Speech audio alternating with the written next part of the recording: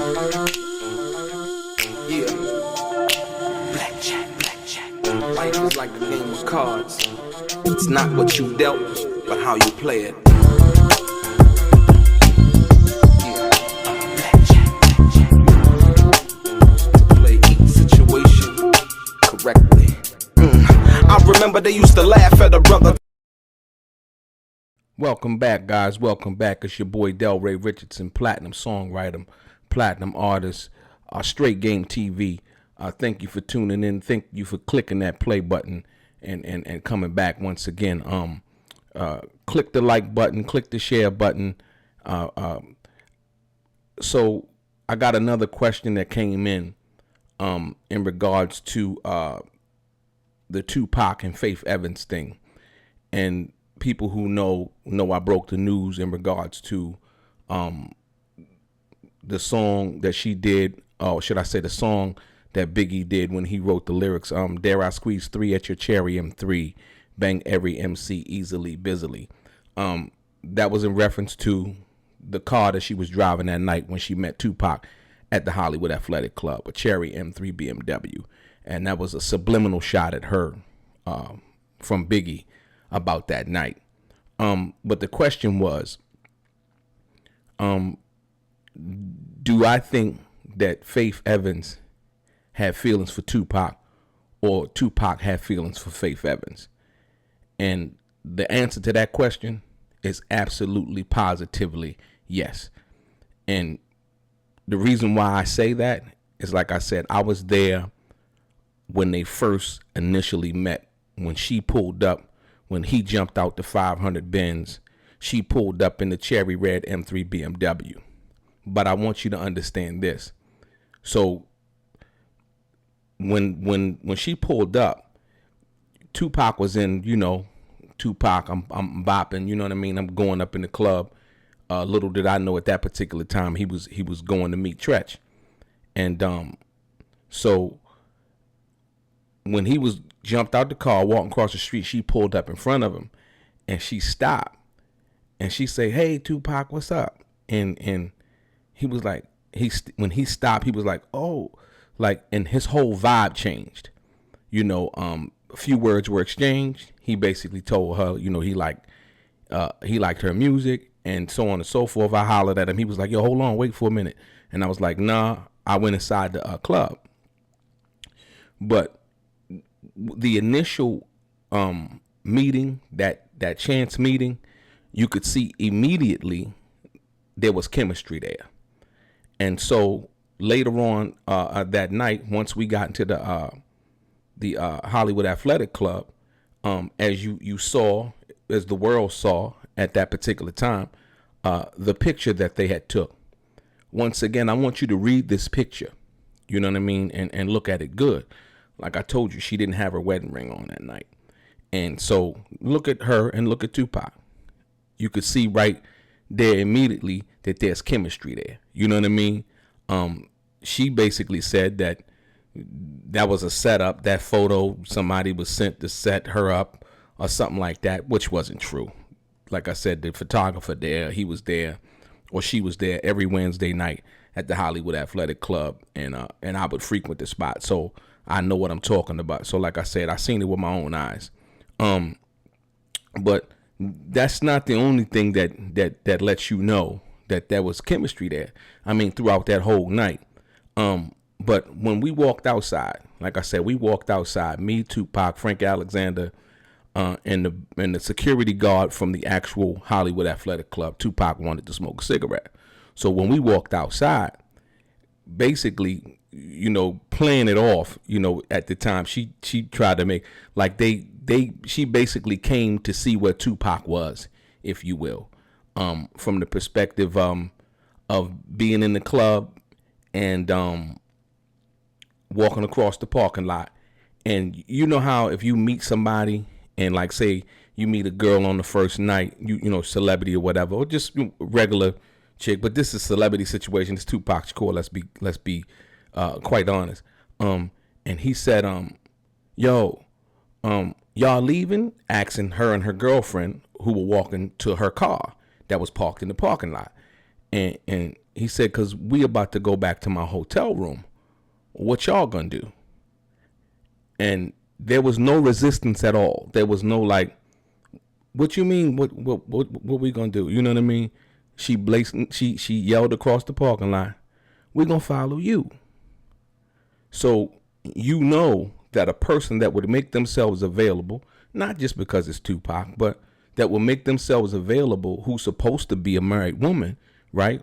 Whatever her problems were, problems were in regards to Biggie and all of that. But there's the chemistry. I want to be with this guy. I want to be around him. I want to be in a private setting with him. You know what I mean? And so from that perspective, and as well as from Tupac's perspective, so it goes both ways. It don't just go, you know, oh yeah, her. You know, he wanted to be, or he wanted her to be in his presence too. And so that's the personal aspect of it.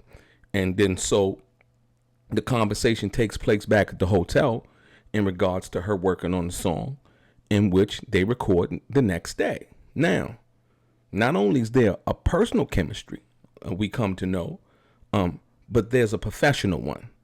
And Tupac basically liked her work. Let's be honest. Faith was not no groupie, you know, just no regular chick. You know what I mean? Faith had a hit record, and, you know, she was doing her own thing in her own right.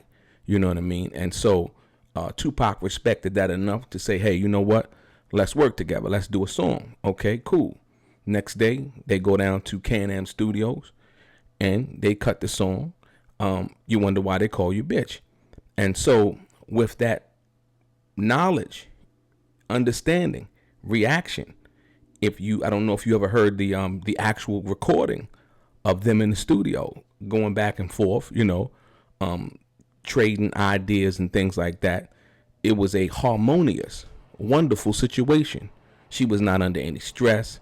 You didn't feel like, oh, she wanted to hurry up and get this done and leave. You know, it was a wonderful thing. So the personal, the professional, and then you go into later on that night in which she came back to the hotel, in which they actually that's when they basically had, you know, the interaction, or should I say the entanglement that night, you know, different from what she had put in her book.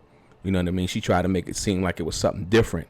And now I understand why. You know, she had to save face, understanding who she was, a public figure, you know, and so on and so forth. I don't agree with that. I thought that if she should have told the truth in regards to that, I think it would have been more organic.